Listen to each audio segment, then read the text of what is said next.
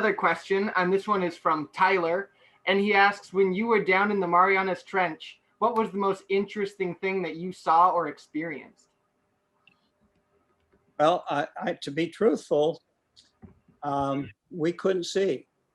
When we landed, we stirred up a cloud of bottom sediment.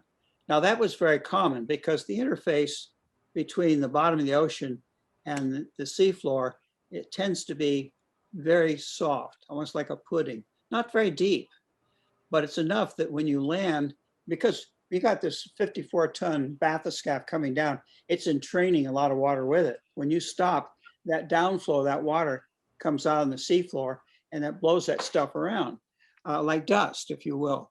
Now, all the dives we made, because we didn't just drag that Trieste out to Guam and make one dive. We've been out there 7 months making increasingly deeper test dives to make sure the thing was reliable. We understood all of its moods, things that broke, we fixed or replaced, and so on. So we knew a lot about the vehicle by then and how it should operate.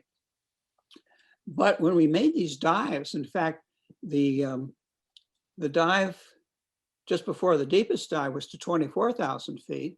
We would land on the seafloor and we'd stir up this cloud. So it was nothing unique about that.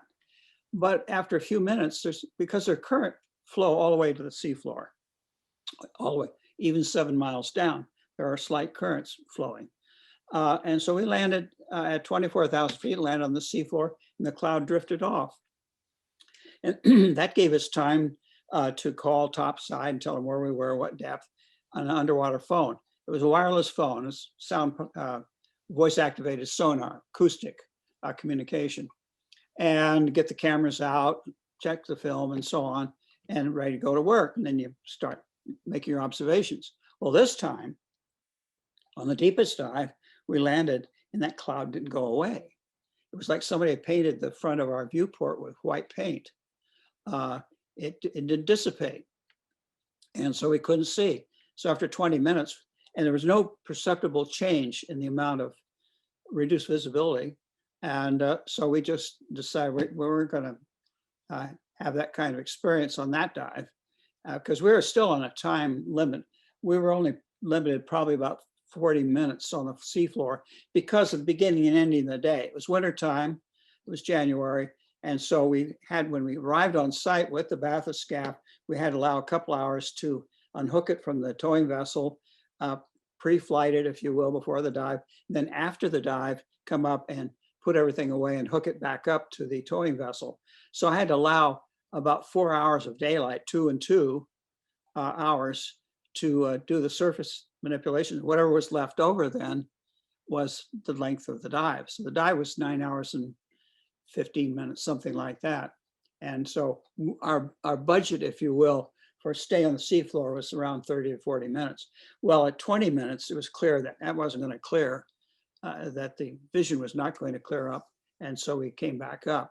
So the first imagery ever taken of the seafloor, Challenger Deep, was 25 years later with a Japanese ROV, remotely operated vehicle called Kaiko, which Japanese word for trench, I believe.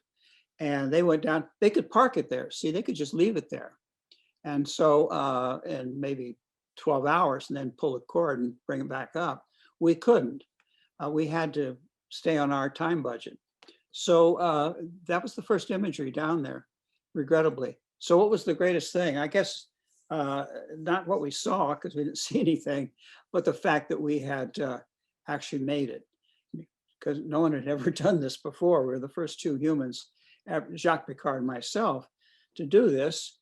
And we had a small team at Guam, just 14 of us, half civilian Navy employees and half military Navy service people. And it was something that we were very proud of because we were all very young. I was just a lieutenant in the Navy. I was about 28 years old. And so all our masters, you know, the admirals and the captains and all that, they just didn't pay any attention to us. They, as we used to say, they would tell us, well, we're right behind you. Yeah, but I turned around, they weren't really behind, they were miles away. You know, that way, if we screwed up and failed, they could just wipe their hands and say, well, you know, those young people, they don't know what they're doing and blah, blah, blah. they just cut us loose. So we told them about when we could do it. Well, we told them we could do it and about when we could do it, and that we'd stay on budget. And we did. We were on time and on budget, and we did it. So I suppose that was immense amount of pride for us and our 14-member team, that we did what we said we were going to do, and they just left us alone, which was fine with us. We didn't have people poking around trying to find out or giving us orders from thousands of miles away about do this, or don't do that. They just gave us money and we got on with it.